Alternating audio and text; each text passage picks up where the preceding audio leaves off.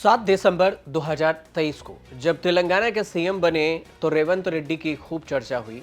कांग्रेस ने ही नहीं बल्कि मीडिया में भी, सोशल मीडिया पर भी। लेकिन वक्त के साथ कई बार रेवंत रेड्डी ने ऐसा भी बयान दिया जिसकी खूब आलोचना भी हुई।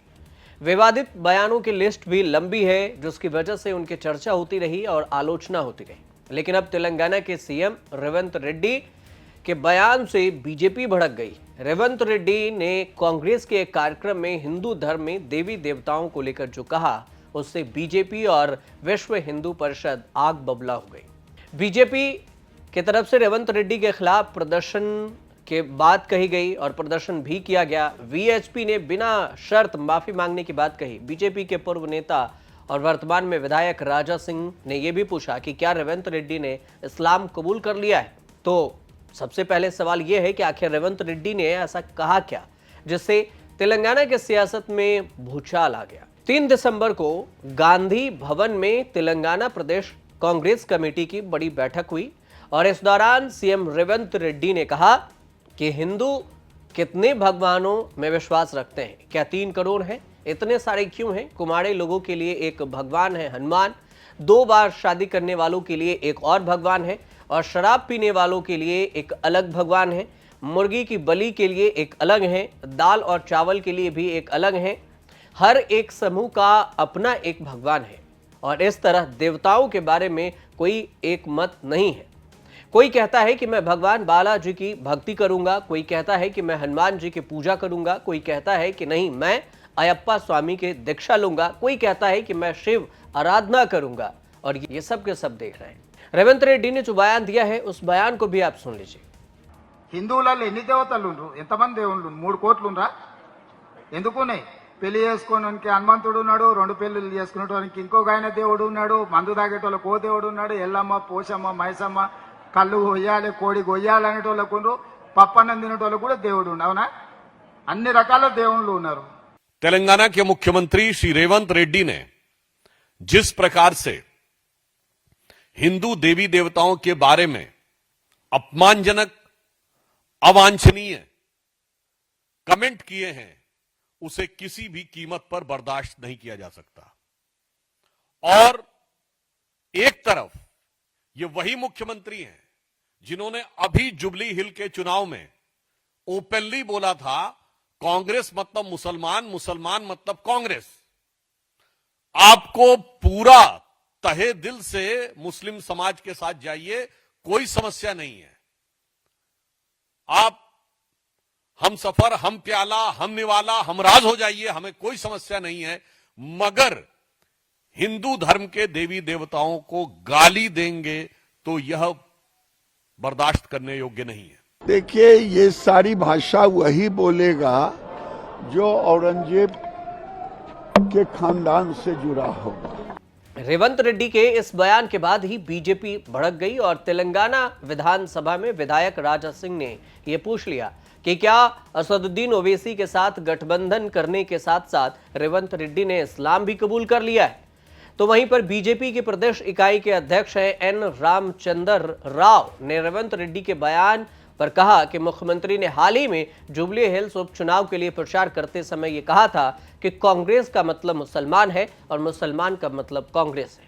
वहीं केंद्रीय गृह राज्य मंत्री हैं बंडी संजय कुमार, उनका कहना हुआ कि बीजेपी ने जुबली हिल्स उपचुनाव के दौरान सचेत किया था कि अगर कांग्रेस या बीआरएस, जो कि भारत राष्ट्र समिति है, चुनाव जीतती है तो हिंदू अपना आत्मसम्मान खो देगी।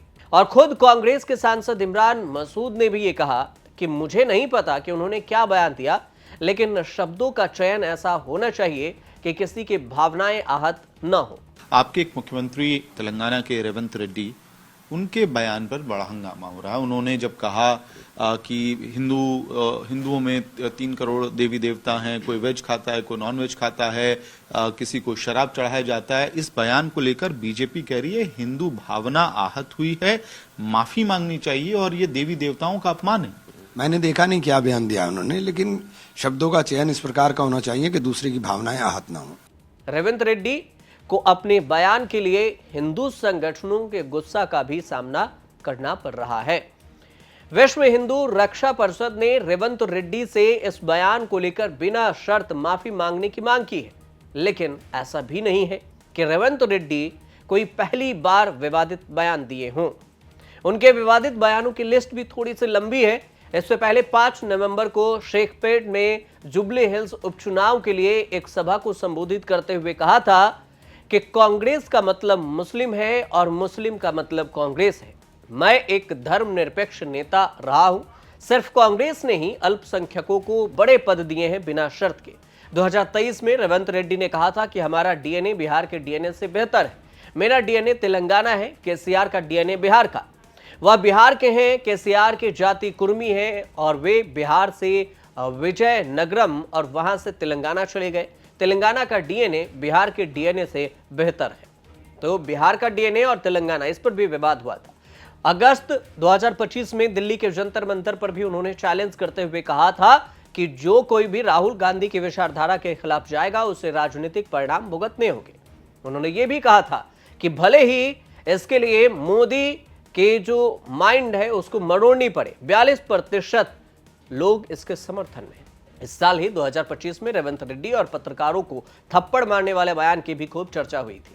मीडिया से जुड़े एक कार्यक्रम में रेवंत रेड्डी ने कहा था कि आजकल के पत्रकारों में समझदारी थोड़ी सी कम है, नहीं के बराबर है। उन्हें यही नहीं पता कि सीनियर जर्नलिस्ट अगर आते हैं तो खड़े हो जाएं।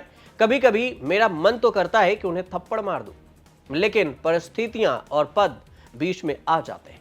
इसकी भी खूब आलोचना हुई थी। रेवंत रेड्डी ने 1992 में कांग्रेस नेता जयपाल रेड्डी के भतीजी गीता रेड्डी से शादी रचाई। 58 साल के जो रेवंत रेड्डी हैं, राजनीति में अगर इनके नजर डालें तो इनकी शुरुआत अखिल भारतीय विद्यार्थी परिषद ABVP से छात्र नेता के तौर पर हुई है और इसके बाद वे तेलंगाना राष्ट्र समिति तेलुगु देशम पार्टी के साथ जुड़े। साल 2017 में आखिरकार उन्होंने कांग्रेस का दामन थाम लिया। साल 2021 में उन्हें तेलंगाना कांग्रेस का अध्यक्ष बनाया गया। 2023 में कांग्रेस की प्रचंड जीत हुई तो तेलंगाना के सीएम बन गए रेवंत रेड्डी। साल 2020 में रेवंत रेड्डी को KT रामाराव के फार्म हाउस की तस्वीर लेने के लिए उसके ऊपर ड्रोन उड़ाने के आरोप में गिरफ्तार भी किया गया था। लेकिन बात आई कि चुनाव में जो हल्फनामे उन्होंने दी थी उसमें कुछ जानकारी भी शेयर की थी अमीरों के बारे में, संपत्ति के बारे में। तो उनके पास अचल संपत्ति 6 करोड़ के करीब बताई जाती है। 15 करोड़ के करीब उनके पत्नी के पास है अचल संपत्ति। रेवंत रेड्डी के पास 2 करोड़ 18 लाख रुपया से ज्यादा चल संपत्ति है। उनकी पत्नी के पास 2 करोड़ 92 लाख रुपए की चल संपत्ति बताई जाती है। तो ये कुल मिलाकर उनके बारे में, रेवंत रेड्डी के बारे में थोड़ी सी जानकारी थी और साथ साथ जो रेवंत रेड्डी ने भगवान हिंदू धर्म के अपमान को लेकर जो बयान दिया है उसके बारे में जानकारी थी, जिसको लेकर बीजेपी मोर्चा खोल रखी है। और न सिर्फ तेलंगाना बल्कि तेलंगाना से अब ये मुद्दा दिल्ली भी पहुंच गया। यहां पर दिल्ली में भी बीजेपी के प्रवक्ता ने रेवंत रेड्डी के खिलाफ बयान दिया और ये कहा कि हम इस तरह के बयानबाजी को बर्दाश्त नहीं करेंगे, हिंदू समाज इसे बर्दाश्त नहीं करेगा। अब देखना यह होगा कि उनके बयान से सियासत में कितनी गर्माहट आती है और रेवंत रेड्डी का अगला कदम क्या कुछ रहता है। कुछ अपडेट आएगा तो हम आपको जरूर बताएंगे। फिलहाल रिपोर्ट सही लगे तो हमारे चैनल से जुड़िए और देखते रहिए न्यूज़ तक।